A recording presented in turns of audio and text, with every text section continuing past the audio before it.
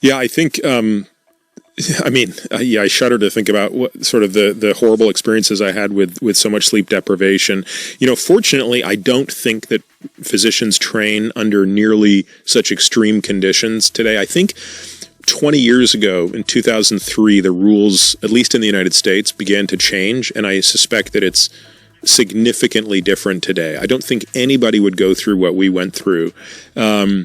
But it is really unfortunate to imagine how many medical errors took place due to basically the arrogance of a system that viewed sleep deprivation as a rite of passage and a badge of honor, and frankly, a tool that was used to determine your worthiness, right? Like, did you have were you tough enough to go for 5 years sleeping, rarely more than a few hours a night?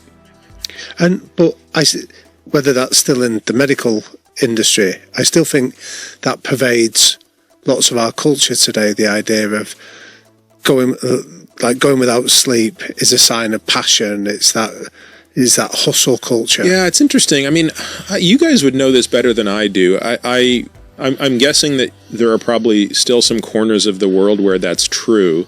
Do you still see that with high performers? Because I would think that by this point in 2023, most high performers really understand that's a detriment. And that, by the way, I don't just mean athletic performers. I mean anyone who's trying to be top of their game. I would think at this point in time isn't playing that game anymore. And this is only anecdotal, I'd probably say those that have got to high performance have had to learn the lesson so they would understand it. I think those that maybe aspire to high performance need to still learn it. Interesting. Yeah, there's definitely some toxicity around sleep still. Mm-hmm. What should we be aiming for, and how do we get it? Because I think it's very easy to say to someone with a couple of kids and a demanding job and a busy life, you need more sleep. Mm-hmm. How do we get people to a point where sleep is doing for them the things it needs to do? I mean, the first thing you have to do is you have to realize you can't force sleep. You can't just snap your fingers and make sleep happen. You have to prepare to sleep, and you have to give yourself the right amount of time. So you really do need to give yourself about 8 hours to make this thing happen.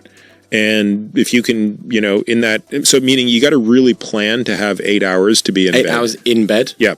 And of that, you might sleep 7 hours, 7:50, 7:30, but you don't want to, so right out of the gate, the first mistake people are going to make is they're not going to give themselves enough time to sleep. If you're only going to give yourself 6.5 hours to sleep, well, you already made a mistake. So time is the first component to this.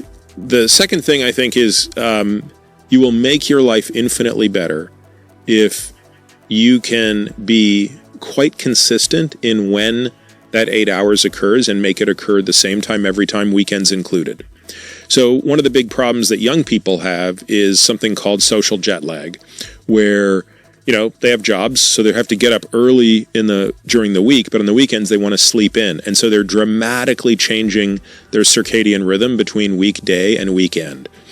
And this is actually one of the advantages I think we have as parents is, like, we get up at 6 every single day because our boys get up at 6 every single day, except on Christmas when it's a little earlier. But they're up at 6 no matter what.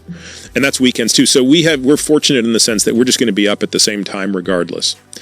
Another thing that's very important is, what does the sleeping chamber, I'm being a bit tongue in cheek, right? What is the room? What is the experience like? Is it cold? Is it dark?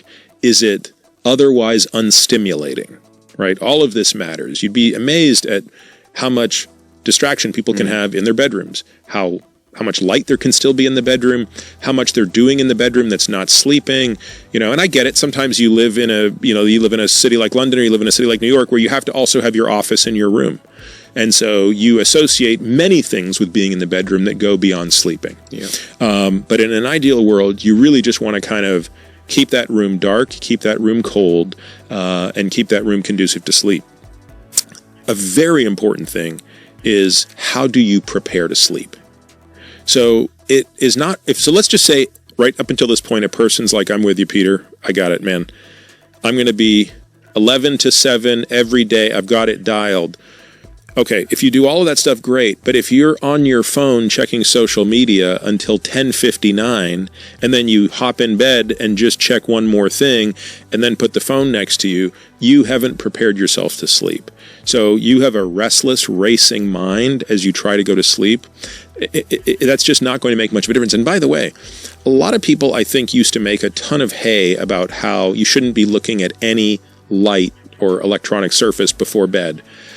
But it turns out that phones are disproportionately bad, and in fact, they seem almost consistently worse than say TVs.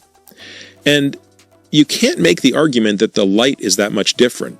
It's probably much more the nature of what you're doing. You know, if you sit down to watch a movie on TV, I'm not suggesting that that's necessarily a good sleep hygiene practice, but it's probably far less negative than, checking email from work. Well, I think you're detached from your life, right? Yeah. You watch a film, you're detaching yourself from reality. What do we mainly have on our phones? Our work email, our social media accounts, and the news, which is directly in your life. So you can understand that. Yeah, yeah. So those would be kind of like what I call kind of like the big bases of sleep hygiene. So what's your routine in the evening? It's everything I just said. I mean, in addition to that, I really like to sauna and cold plunge before bed as well. So getting my body temperature up, cooling it down, and kind of getting into bed. It's pretty boring, actually. I'm not phone in the bedroom. No. And also, I don't even use my work phone in like the 2 hours before bed. So how do you get your alarms? So I don't get an alarm because I'm lucky we have our kid wake us up. If we haven't woke up by 6, he's going to get us up. Fine. Yeah. Okay. But that leads us into the other area of that you touched on in the introduction, Peter, which is around how do you detach work from home?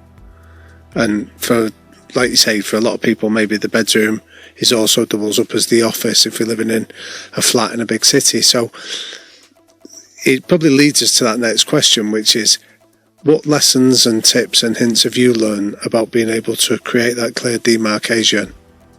I would say this is my hardest area. So, I mean, I think, most people would look at me and say, wow, that guy really, he's got his exercise routine down to a science and he eats pretty well and sleeps well. And I think those things are true. I would say the thing that I struggle with the most by far is working more than I should. And I think that I just have to be constantly at war with myself over this and, constantly setting boundaries. And, for example, like having 2 phones has been a very big help. This was something I just figured out a year ago, maybe less, which was, oh my God, if I just got that second phone, I could still have a phone with me if I want to be able to take pictures, if I'm out with my kids, if I'm, like unfortunately, like now half the electronics in the house all work off the phone. There's like an app for that. So I could still have that, but not have the phone. Right. So that became a very powerful tool. What did that do for you? Oh, it was so fantastic. It made such a difference. That was a huge, again, it might sound silly. Like, why would you buy another phone to not have it be a phone? But what it did for me was allow me to go to bed without thinking about work or seeing a text message that would annoy me or upset me or seeing an email that would chirp me or anything like that. Like it was just not doing that. So was the phone purely for like... It was 100% decision I made for just mental health. Right, but it's not a phone that you use to connect with the outside world. What do you use that phone for then? Your non-email phone? Like what do you... Nothing. I use it to have a camera. It has my calendar, so if I'm out and I need to know how to get somewhere, that's it. I have music on it, so I take that. That's the phone. If I'm out, like today at the gym, that's the phone I had with me. You've solved the problem. Like, I'm going on holiday in a couple of weeks, and my wife is saying that we take the pictures with the kids when we use my phone, but it's also got my email on it. And she's saying, how are you going to do that without being distracted because we're on holiday? But yeah, I think you have a second phone. So this phone is a phone number I don't even know. Like my wife and daughter have that contact so they can get a hold of me. It has no social media. It has no news. It has nothing is on it. Nothing is on it. That's a great tip. It's basically a flip phone. It's not a flip phone, it's an iPhone, but it functions like an old school flip phone, except it's got a good camera on it and I can listen to podcasts.